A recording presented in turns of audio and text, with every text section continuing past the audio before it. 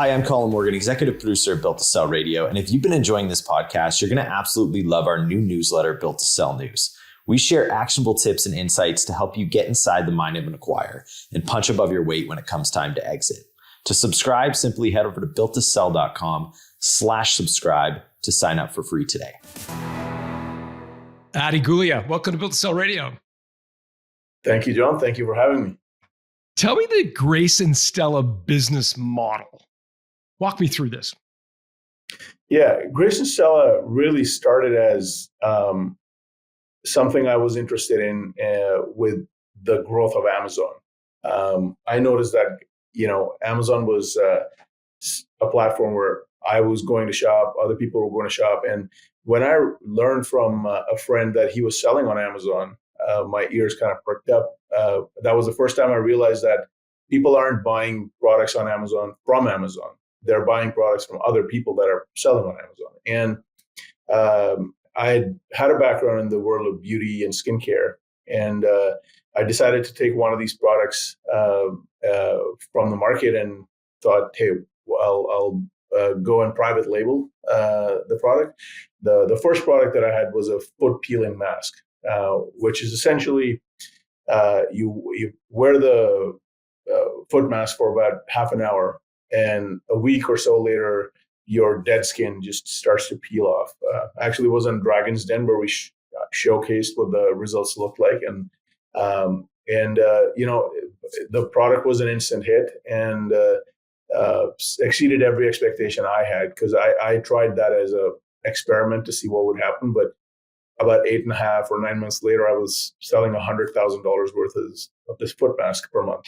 And is this foot mask, Adi, something you have manufactured, or are you buying it from someone else and reselling it under your own brand? No, I bought it from somebody else. The thing with e-commerce, every e-commerce company that I personally know that has done really well makes the core of their business marketing and manufacturing, distribution, any of the other tangents were outsourced. So in our case, I just found a manufacturer. I asked him if he could make the product, and it cost about 65 cents per unit. And so I got 1,000 of those, which was $650. And then there was another $300-400 in shipping. So I got started with about $1,100, and that was really it. And how much do you sell one of these masks for? So we bought one for 65 cents, and then each one was selling for $13.99. It's a nice gross margin. Yeah, you got to include shipping in there. So when we would ship to the customer, that's an extra $3.20. So, okay. But still, beauty is one of these industries where people would be astounded at the margins. Like, it's incredible. It's funny because my wife went to the pharmacy the other day and brought back these little samples for cologne. And she brought like 10 of these little samples, and they're all perfectly packaged in these little plastic bottles and these little paper cards. And then my moment was like, right, there is so much margin in perfume that you could afford to give away all these samples to hundreds of them, because one person buying a bottle of this stuff pays for all the free stuff. Exactly. We could literally, and that's an approach that a lot of people in beauty and skincare take, is you reach 1 million people through samples that cost you 30 cents each, knowing that there's going to be 15% of the people that come back and buy a full-size product. Ironically, in our case, we could have given the product away for free because our cost was just, 65 cents plus shipping. But the interesting thing was, initially we started pricing it at $13.99, and when I was running out of stock, I increased the price, thinking that would slow things down. And, ironically, the perception of the product went up, and we were selling even more. And so that's why it's an interesting space in terms of margins, because unlike selling a bottle, right, which is a pure commodity, beauty has a lot of perceived value around it, which bakes into the margin there. But how do you retain a competitive advantage? Because I know there's like a lot of people that game Amazon, and they're like all like studying what's trending. And I would imagine that as soon as something starts trending, like the foot peeling mask, there's 100 other guys calling someone in China saying, okay, send me some masks because these things are flying off the shelf. Adi's making a truckload. Isn't it like such a kind of a competitive dance here where as soon as something starts trending, you've got 50 competitors around you? It's hyper competitive. To say it's competitive would be an understatement.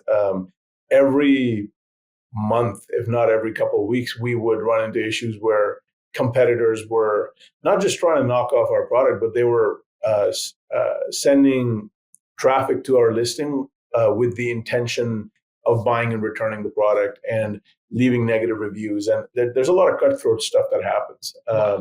So that was all just part of playing the game. But I think it's like any other business where if you just do what's going to be in the best interest of the customer, meaning you got a good product. And in this case, I have to say, it's a commodity. So everybody else had basically the same product as us. But particularly in the world of beauty and skincare and these consumer goods, the experience is as much a part of the product as anything else. And so how we conveyed our brand message, how we conveyed the values that the company had, how we involved the community that we were building. All of those soft elements are harder to copy paste. It's very easy to just put up a listing and have the exact same products. But those other elements require a different level of thinking when you're building a company. And that's where really we stood apart. And, we had, without us even endorsing or paying anybody, we had Jessica Alba as a routine customer. We had the entire cast from The Office. Is that someone fancy? Yeah, it's a very famous actress. Okay, I'm totally out of the loop on stuff like that. Well, you got famous actors. Yeah, can't blame you. I didn't know who she was until she started buying our stuff also. You've probably heard the show The Office, right? Those guys were they were using our products. And I think it's because the brand really spoke to them. And even today, the brand is continuing to do well because that brand identity is as much part of the product as anything else. How do you this isn't intended to be disparaging. I think the business model is incredible, but how do you square or even maybe downplay, the idea is you're kind of hand stitching these foot masks in some, Zen countryside retreat, when reality is you're buying a truckload from a pallet or whatever. I think of it, L'Occitane, the really high-end brand for cosmetic stuff like that. I used to really find this brand very aspirational, and I had a couple of the products and then I actually went to the place where the L'Occitane factory is in Aix-en-Provence. So my image would be it'd be in and amongst the lavender fields, and this is beautiful. And it's actually on the side of a highway. It looks like the most sort of strip mall kind of factory. And I'm like, oh, it's totally undermining my image of L'Occitane now that I've actually been to the factory. How did you kind of,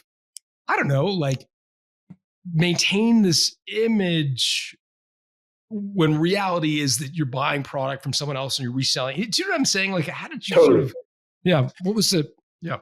Yeah. When you went to L'Occitane's manufacturing plant and when I went to the supplier that we used to work with, we're going there with a very different lens. And that lens is of that of an entrepreneur, a founder, a builder, like the guy who wants to, pick apart the nuts and bolts of how this business works, where it's made. Consumers don't really go out of their way to explore that. Consumers are primarily interested in, and I'm speaking just the consumers that we had, they cared more about how this brand made them feel when they had the product in their hands.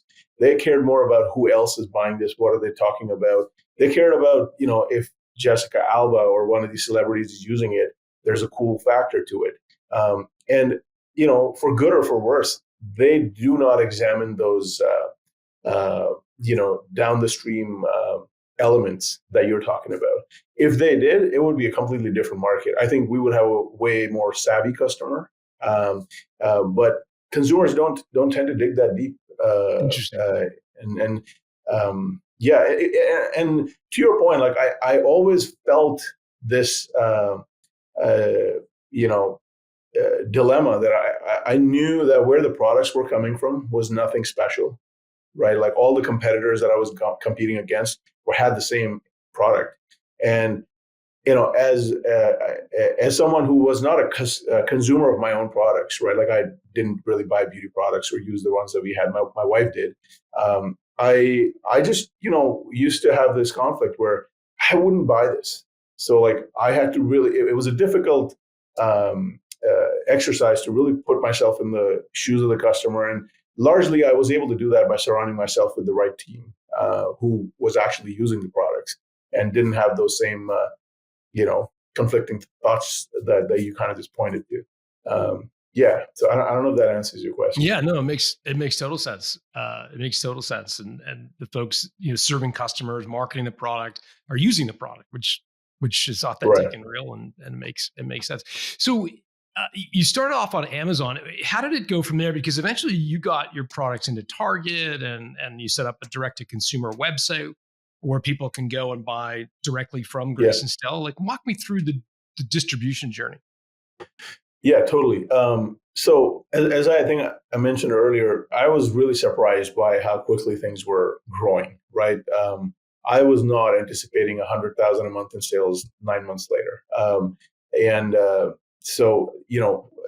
My first thought was, wow, like I should treat this more than just a side hustle. And I decided, okay, I'm going to now look at additional products that I can launch.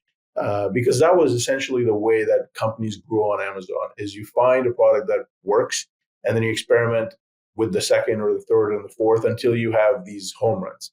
And not every launch is going to be a home run. Like in our case, our catalog, by the time I ended up selling the company, we had around 32, 33 products, but over the lifetime, I had launched over 100 products. And so the first step was just taking the cash flow that we had and reinvesting it into a second product. And so we started with the foot mask, and then the second product that we launched was a pair of eye masks, and those are actually the best selling product that we ever released. And even today, it's amongst generally like the top 10 beauty products on Amazon.com. And it sells tens of thousands of units a day. So that product again took off. And I have to say, there was a little bit of product engineering in terms of me really trying to understand what the market's going to want, what the competitive dynamics were like, picking the right product. But there was a lot of just being in the right place at the right time, just being maybe not the first comer, but the first one to do it right. We launched our second product, and then I went through a series of different launches. We launched over the course of the following 12 months, I think around 15 different products, 3 or 4 of which really became, what I would call bestsellers. And at that point, I was ready to take it into a different avenue, retail, because it'd be very difficult to pitch to a retailer the idea of a brand with 1 SKU or 2 SKUs. You need a family of products for the retailer to be able to wrap their arms around the catalog. And because in some ways, not every retailer is going to want all the products. Like when I spoke to Ulta, they wanted a very specific category of products because they were already, their hands were full with the other category of products. And, the conversation with Target was different. So, once we started to get to a dozen or so products, we started approaching retailers. And in fact, retailers were approaching us because generally when somebody wants to get into retail, this was something that I came to learn, is directly going after the sale was almost always a losing strategy. If the retailer identified you as a bestseller on Amazon, they're almost wanting to talk to you, and you're in the seat of the chosen one, right? Rather than the one who's chasing. They're using like Amazon as a market research tool, it sounds like. Absolutely. So retailers are evaluating what they want to stock based on what's trending on Amazon. Totally. It's a way for them to keep a pulse on the market, because what the luxury retailers don't have is that they don't know until they've ordered a product, which takes many months, to putting the product in their stores, and then actually, running a lot of promotions. That's another process of a few months. So generally, it can be 7 to 9 months before a retailer realizes, okay, this product did not work. It was a waste of time and money and the shelf space. What Amazon allows them to do is just get a accurate idea of like, this is what's selling. Like, this is what people are voting with their wallets with. And so it's a great market research avenue for them. And it turns out that, the products that are in the top 100 tend to get a lot more visibility from these retailers.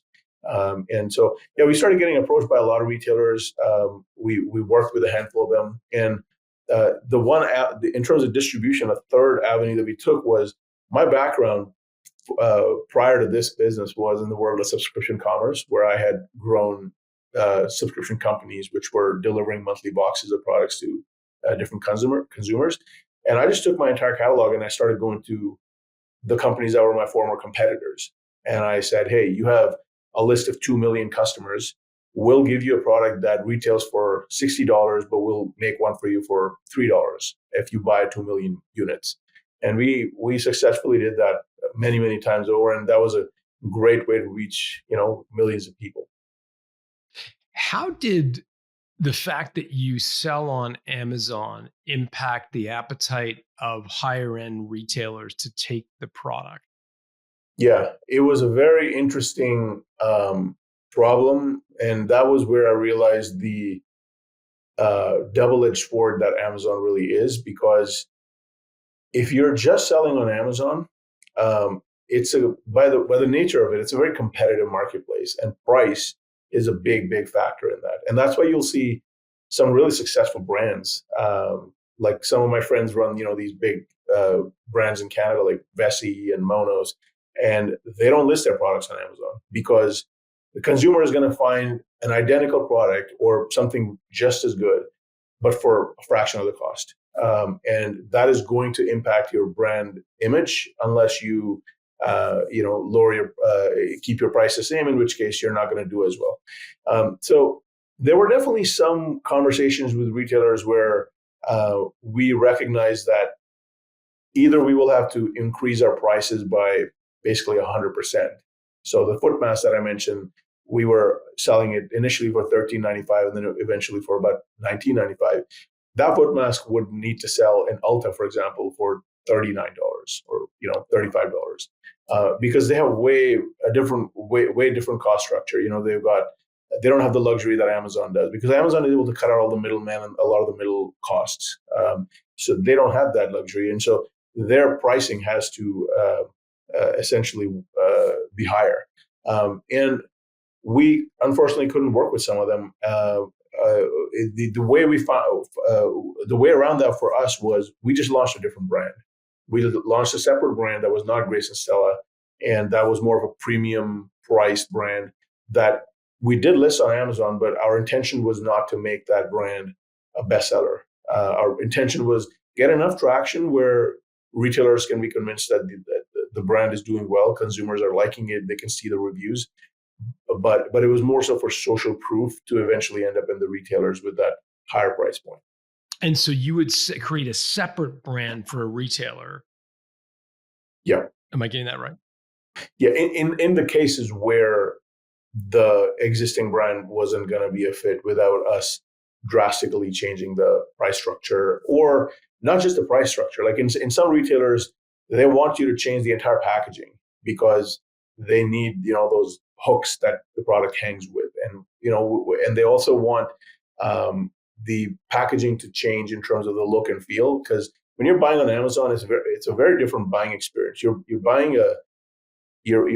based primarily on what the product images look like and what the customers who have already bought have been saying about it. In a retail setting, reviews aren't there, and they want you to focus on different elements than what a consumer online would be focused on. So for a whole host of reasons, some retailers were just not going to work out for us because we did not want to go through the exercise of changing so many things that would jeopardize our existing business. But for others, they were willing to adapt with what we were doing. And as you mentioned, like Target was one of them. So it was there was no one size fits all. And in the case that you created a separate brand for one retailer, would the Grace and Stella brand be there subtly? Like, sometimes you'll see a Dell computer with like powered by Intel. Like, was there a Grace and Stella sub brand, so No, to speak, or none whatsoever?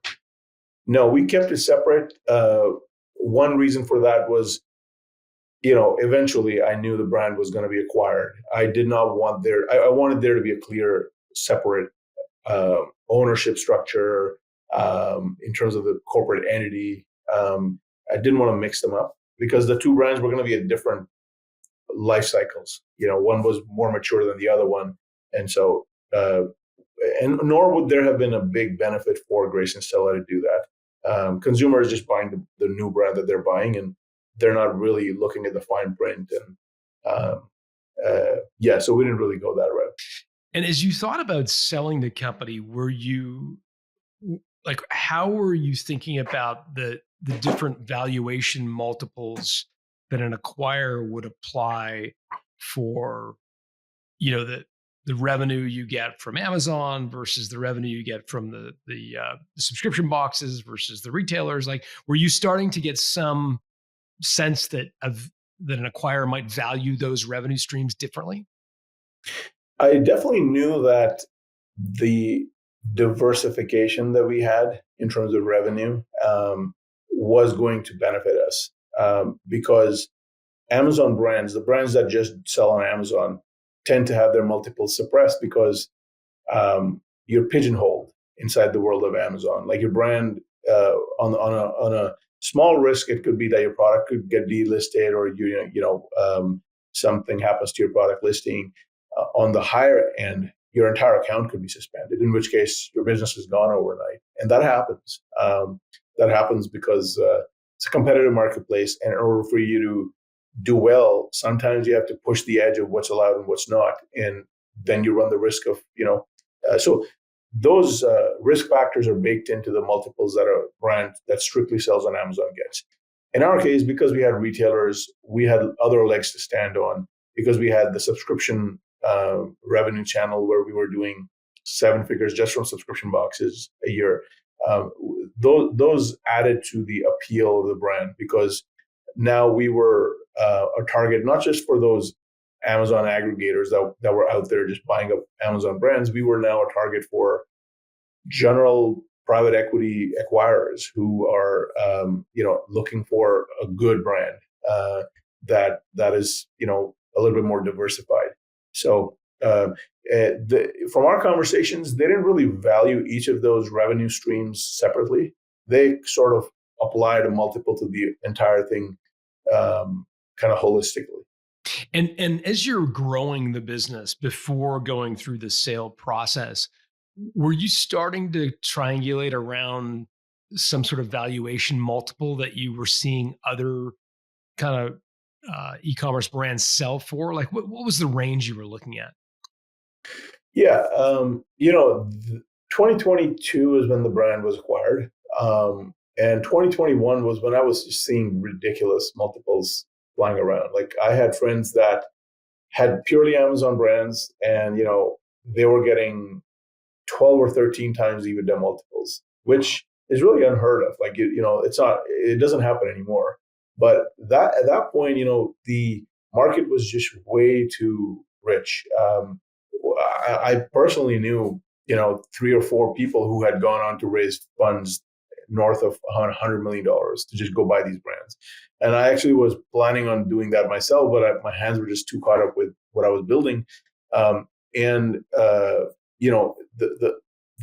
period was just abnormal. And so my approach was, let me just find somebody who does this as a profession, right? Like I went out, found a broker, ex-investment banker who had a boutique M&A firm specifically for consumer goods in the beauty, skincare, health and wellness space.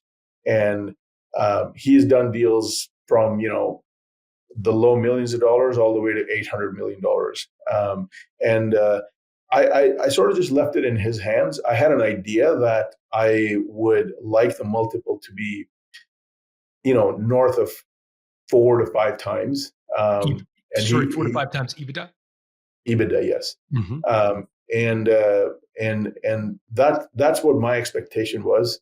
And I sort of just told him, and he said, we could likely expect something even greater than that, considering we are not one of these just Amazon-centric brands. We have a diversified portfolio being distributed across like different channels. So that was my expectation going into the process. And how fast are you growing at this point? So I had gone through an interesting episode during COVID where we almost went bankrupt because we grew too fast. And happy to talk about what that episode was, but I had to basically put the brakes on, and we actually had to, come back to life from that particular issue. Like, long story short, I got into a partnership with a big retailer here in Canada. If I told you the name, you would know it's like a $50 billion plus company. And it was a $28 million order that went south. And we had invested millions and millions of dollars into this. And so I actually ended up having, as a result of that, to pull the business off the market. And I told the broker to not advertise it anymore because I knew that the business was compromised a little bit. And so at that point, we were actually on our way down until, about a year later, which is why I ended up selling in 2022 instead of 21, because there was a lot of work that needed to be done. And we did come back. Like, we made a great comeback. And I guess if you're comparing the growth from our low point to the high point, we more than doubled in that 1 year in sales, just because of the weird situation we found ourselves in 2020, latter part of 2020, early 2021. I'd love to explore that some more because, a lot of people have a bad year, or they have a contract go bad or a customer go bad. And they think, well, I can't sell for 3 or 4 years until I can wash out that year on my P&L history, because people look at it over a 2 or 3 year kind of window. So, yeah, so the $28 million order from this giant retailer. So you invested, you bought product to fulfill the order. I'm assuming you legals, and there's all kinds of investment that you made to fulfill the order, and then they cancel the order. Correct. And I learned it the hard way because I had been cautioned against working with big box retailers, and especially in such a big way. I remember even my father-in-law, who's just like a kick-ass entrepreneur himself, and he just cautioned me. He said, "Hey, Adi, just be careful." And I remember, in the hubris and the bravado at that point, I said, "Hey, look, if I'm stepping on the field, I'm going to aim for a home run. There's no way I'm not.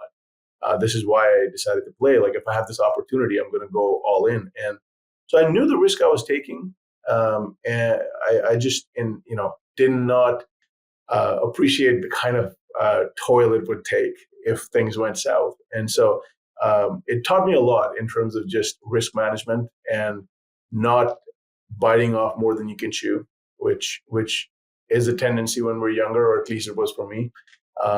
But to answer your question in terms of what generally happens, or what I did to resolve that issue, really the first thing is just to get your head straight, right? Like, I think my initial mistake was to continue being in the market and try to find a buyer to pay my way out, because I was drowning in millions of dollars of debt. And I, at one point, I actually needed to sell the brand in order to pay all of that debt off. So that was not the right headspace to sell the business. And I'm glad nobody was seriously considering it, because they also didn't want the dirty laundry that would come with it, the transaction. So in hindsight, I really lucked out that nobody took the brand over at that point, because I would have just left millions of dollars on the table.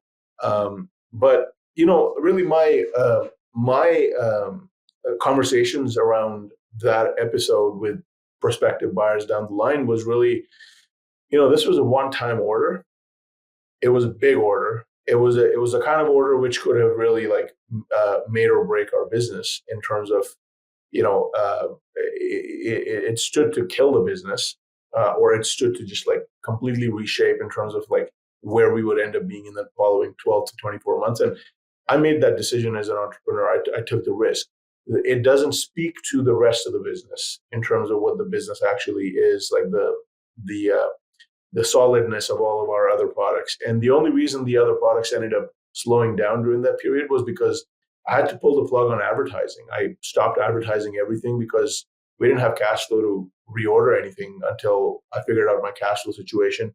So I was able to convey to them that this really was a one-off error. And that has to be true, right? Like if it's a recurring theme that is leading to a disastrous fiscal year, year after year, then it's frankly, it would be dishonest for me to try to hide my way out of that. But this was an honest one-time error, and they saw that. And the ones that weren't able to see it, I didn't want to do a deal with them. So yeah, I put the facts on the table, and let the chips fall where they may. Fantastic. I've got two quick follow-up questions. So with you, the broker that you worked with, the M&A professional that you worked with, did he or she recast or quote normalize your P&L to take that one-time order and the associated expenses with it out, and a footnote to say, hey, this is different than what Adi filed for taxes because there was this one order? Is that the way they handled it, basically normalizing the P&L? Exactly. Not only did they normalize it, so there were three versions that he suggested we prepare. One was the actual fact, which comprised of this whole mess. Second was the normalized version, where we took all of that out. And then he also did something that I wouldn't have thought to do, which is let's create a version of what it would have looked like had this episode never taken place in the first And you place. continue to invest in advertising along the way. Exactly. And that showed a very different picture. And I remember thinking, well, that's hypothetical. And he said, well, hypothetical could land extra money in your pocket. So I decided to just go with that approach. And there was a lot of buyers who actually were focused on that hypothetical scenario. And they were asking questions around, walk me through why you think this product would have done this much more. And I was able to talk to them about, step-by-step process around, like, look at the competitors that we had who were at, for instance, 8,000 reviews. And they were able to get to 10,000 and 15,000. And we were deprived of that opportunity because of this one episode. But had that happened today, instead of this foot mask selling $600,000 a month, it would have been selling $800,000 a month. And I don't want you to pay me for the $800,000 a month, but I would like to entertain a scenario in which I'm able to retain some of the equity in the form of an earnout, unless you are seeing that that scenario would have played out and you just want to pay me upfront for that. And so those kinds of possibilities were born as a result of painting a picture that was a contrast to what actually took place.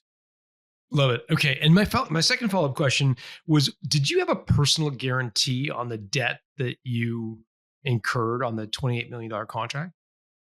Yeah, I did. And I had still married? Yeah, I still am. Just and I had just had a kid, John, and I had just had a kid like 3 months or 4 months before that, and I'm looking at this little baby, and my wife's not working at the time, and I'm just thinking, like, what have I done, right? And I took on huge risk, not just for myself but for them, and so there was a lot of there was personal guarantee, and that's the other thing is, like, when you're working with the bank. It was the first time I was borrowing millions of dollars. Like, I'd worked with the bank in the past with like a couple $1 million of line of credit, but this was a one-time thing. And it was a big bank. One of, like, TD Canada was the bank, and they recognized the buyer, so they felt comfortable with the retailer we were working with, but they don't. There was nowhere around the personal guarantee. They wanted my signature on there, and I had to make that decision too. So. Some big learning lessons in there. Wow. So you were all in on this deal when it went sideways. That provides a lot of context for sure. So walk me through. So what was the trigger? Obviously, this is a traumatic event, this cancellation of this order, but what triggered you to want to sell? Was it the child or the order? What happened to make you want to sell? Yeah, no, great question. So many different factors played into that. You know, one was this traumatic incident, which really took the joy out of building the business for me. I saw the business as problem solving rather than building, right? Like I was just putting fires out, and I'd been doing that for 2.5 years, and to like bring the business back required me to be a little bit more absent at home, not see my kid, my wife. And while that was necessary, and I have no regrets about that, it just took the joy out of building the company that I loved building. And I just realized like I'm not going to be able to put my best performance forward if I don't have my heart in it. That was one factor. The other was I really never got into the world of beauty or e-commerce because I loved it. Like it was out of necessity. And when I say necessity, it was because I was in a job which I did not like, and I didn't have a lot of capital when I was starting out as an entrepreneur. And e-commerce didn't require much capital. And like I said, Grace and Stella was about $1,100-$1,200 to get started. And it was really my only option as an entrepreneur at the time. And so the fact that I had just been bruised and battered and I was coming out of this fight, and also the fact that, I was now a dad, I was about to enter my mid-30s, and I really had to assess, like, I could continue to run this business and it's going to provide great cash flow, or I can do a complete reset where I will have the space and the bandwidth to really think about what I want to do next with options on the table. And that was the compelling reason for me, because I really wanted to try something different. And those two main reasons were why I decided to go to market. Makes sense. And just to clarify, once you've gotten through this, the order that went bad, the underlying business, when you say you could have cash flowed it, was it the kind of business where it was profitable on paper, but you had to take that profit and reinvest it in inventory and keep, or were you at a point where you were able to draw out cash? Maybe so it was generally it was the former, where we would have to reinvest in inventory, new products, because that's the only way to keep the trajectory up. And these businesses are very inventory intensive. The worst thing that an e-commerce business or a retailer can do is to be out of stock, because that just kills years of hard work around rankings and like the visibility that you build. So brands that succeed tend to err on the side of let's have more inventory than we need. And as a result, their cash is always tied up there.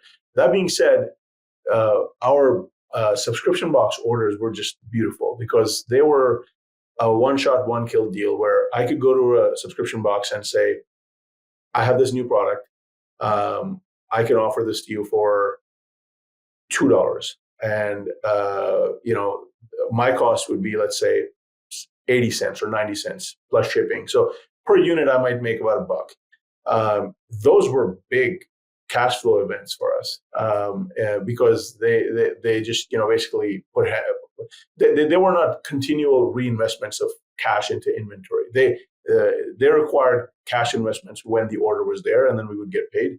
And all those orders were insured. So in the event that we didn't get paid, we took insurance on, because these were big orders, right? Like you're looking at like $3, $4, $5 million orders one time. And if you don't get paid, you're basically stuck with that inventory. So it was a hybrid, I would say. Like primarily, for the most part, it was like any other business where we're just growing, reinvesting.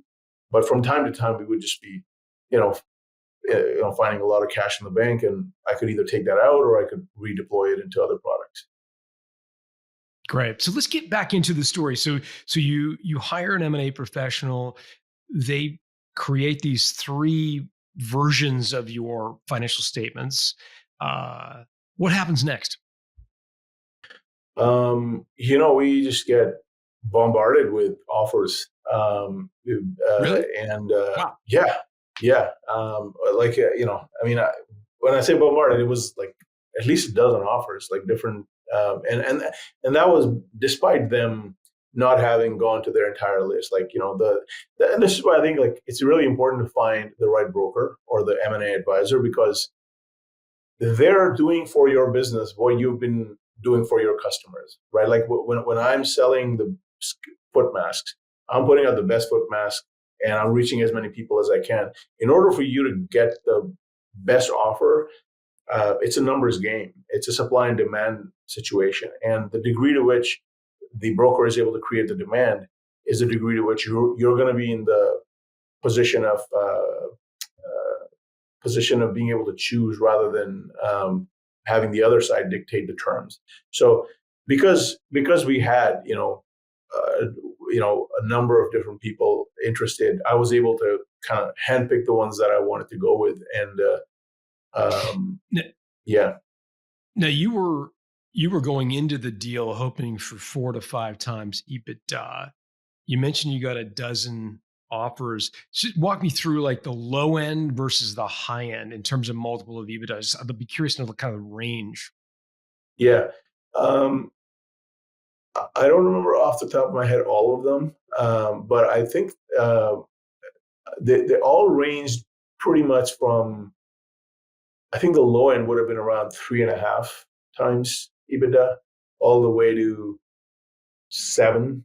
But the structure was very different in that you get all cash up front, or you get cash with an earnout, or you retain a bit of equity. And so it was like a variety of options. And the one that I went with included an earnout portion, but I did not want to keep stake in the brand at that point.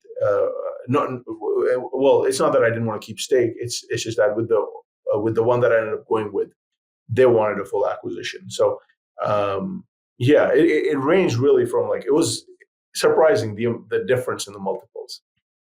So from kind of roughly 3.5 to 7, and I'm assuming the lower end ones were sort of all cash, and the higher end ones had some structure to them, where there was a. Well, I remember there was one.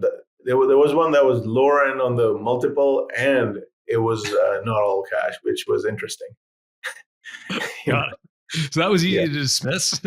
And did you go through a process of trying to kind of play one off the other? Did you take the 12 down to 3 or 4 and ask them to kind of re-up on the best offer, or was there, or not myself, but this is the beauty of having a broker, is because if he did all of that, he played them against each other, and then he would bring me the dialogue that he had. And I think when you're dealing with buyers, having the broker in there is really helpful, because he really can go fight, because he's the intermediary. He has some stake in the game, but he not to the degree that the seller does. And so he definitely did a little bit of that, where he said, "Hey, I understand that you prefer this all cash option. Let me go back to these guys and see if they can revise it, or bump up the earnout, or change the structure of the earnout from, like one of the offers contained me getting the earnout just on the retail sales, which he suggested, hey, this should not be just retail sales. This should be all of the sales. So there were just like a lot of moving pieces to each one. And if I had taken that whole process on my own hands, I don't think I would have been able to negotiate as well, because it would have come at the expense of me being able to run the business well. So he really did a lot of that heavy lifting. And so when we get to the actual winning deal itself, how was it structured? It was 85% upfront and 15% earnout over the following 24 months. And the 15% earnout, was that tied to top line revenue or bottom line profit, or top line? Top line. Yeah. Okay. Don't do profit. As a buyer, you always want to do profit. As a seller, you never want to do profit. Yeah. Yeah. Good advice for sure. So 85% cash, 15% earnout tied to the top line. And are you able to share kind of roughly what multiple you were at? Yeah, we were 5.8. Amazing. So you exceeded even what you were hoping to get, which is Yeah, this is yeah, great. yeah, Which is totally. I great. mean, it was a brutal process. Like I don't want to minimize the stress that you have to go through when selling a business, because you're kind of seeing the reward at the end of the door, and you really want it. And not every buyer works out the way you expect it to. So you really have to kind of like keep it at arm's length and not get too excited until the cash is in the bank. How did you choose to share the news with your father-in-law? Which one, the survival from that bad deal or the No, the fact sale? that you'd successfully sold your business.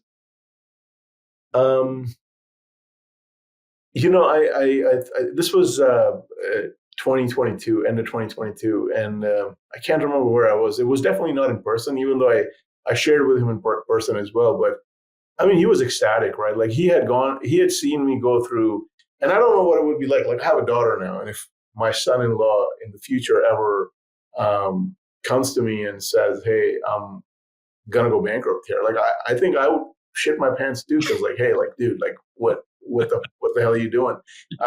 He was happy, like he was really happy for me, and like I said, he's also an entrepreneur, and he's kind of like gone through some of these trials and tribulations. And I think, at that moment, John, like I was just in a different headspace after the sale, because it had just released a lot of this tension that was built up over the past few years, right? And so when you ask me what was that dialogue like, I don't really even remember the specifics of any one conversation. I just remember the conversation with my wife, because she was right next to me. But yeah, I mean, it was a joyful moment for while it lasted, and then after a while, you kind of get over it, and the process just starts again. Well, speaking of starting again, you've now turned your attention to buying companies, and you've got a couple under your belts. I'd be just curious to know what that experience has been like.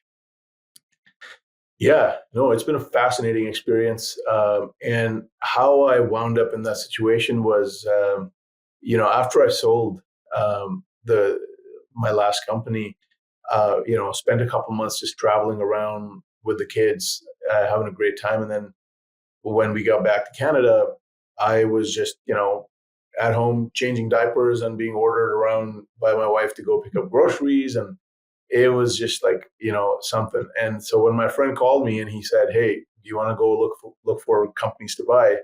Um, I was just like, I've never thought about buying a company before, but it definitely sounds better than being a grocery boy here. So I joined him, and initially I was hesitant because I had always bootstrapped companies, right? Like I'd always just like started with a few $1,000, but and I didn't see the point of paying somebody millions of dollars, because like, why couldn't I just go start this cleaning company by myself? But it's been an incredibly useful learning experience, because it takes a lot to go from 0 to 1. Like I think the going from 0 to 1 is 10 times harder, if not 100 times harder, than going from 1 to 2. It's just a different game, different degree of risk, different degree of pain involved.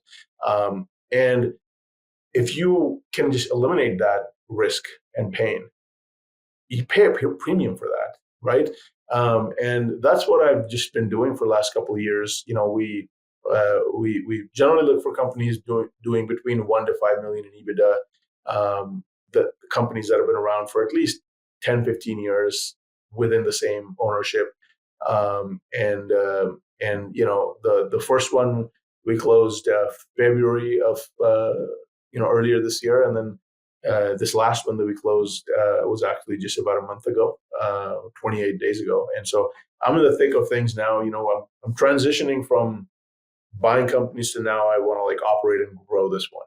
And so yeah, it's been and kind of like to your question, it's very different being a buyer than a seller, and the very, very different experience. And I think it teaches you how to be a better seller when you have been a buyer. In what way? Just give me an example.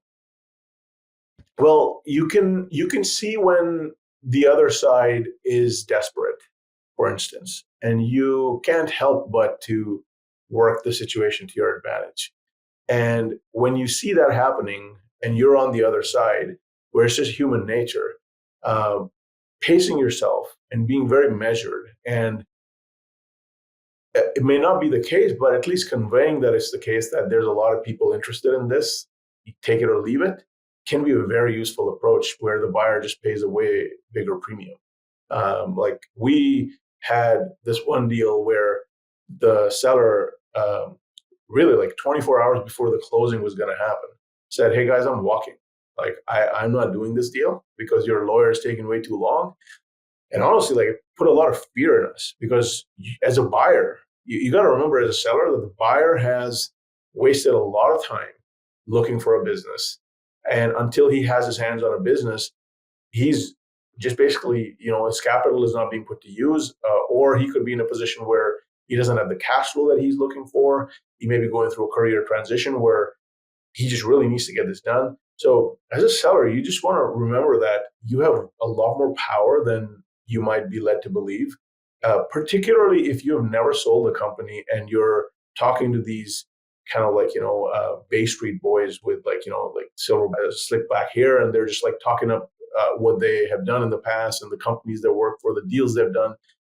It's a very different dynamic when they're buying your company.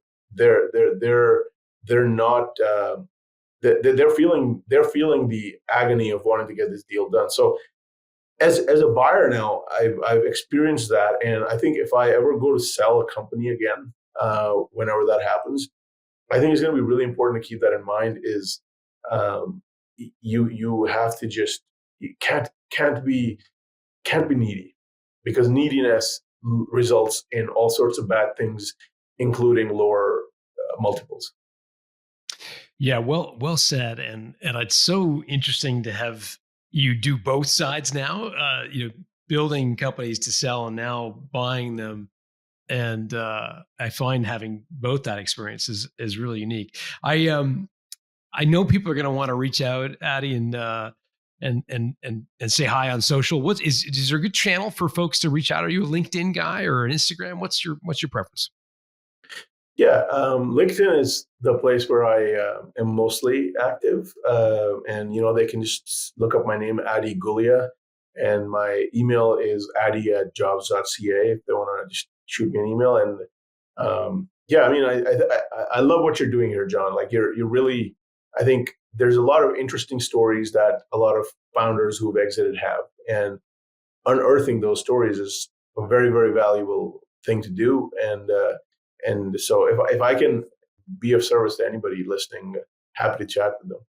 Oh, that's really generous of you, Adi, and I appreciate you saying that. You make it easy with stories like yours and guests like you. It makes it super easy and fun. So we will put Adi's LinkedIn profile, email address, all in the show notes, and you can grab those at builttosell.com. Adi, thanks for doing this. Thank you, John. Wonderful.